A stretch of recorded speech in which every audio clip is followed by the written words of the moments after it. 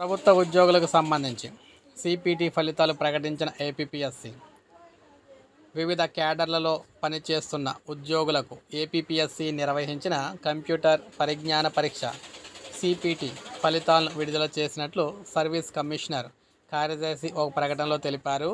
గత నెలలో వివిధ శాఖల ఉద్యోగులకు 4 జిల్లాల్లో ఈ పరీక్షలు అయితే నిర్వహించినట్లు పేర్కొన్నారు.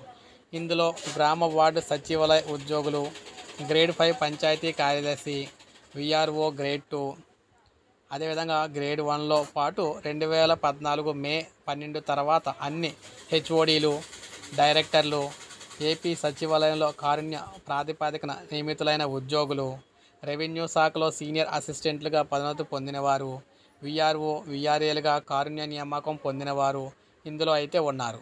ఫలితాలను ఏపీపీఎస్సీ వెబ్సైట్లో ఉంచినట్లయితే పేర్కొన్నారు. సో ఈ విధంగా ఉద్యోగుల డిపార్ట్మెంట్లకు సంబంధించి కంప్యూటర్ టెస్ట్ ఏదైతే ఉందో ఈ కంప్యూటర్ టెస్ట్కు సంబంధించి ఫలితాలను అయితే విడుదల చేయడం అయితే జరిగిందనమాట.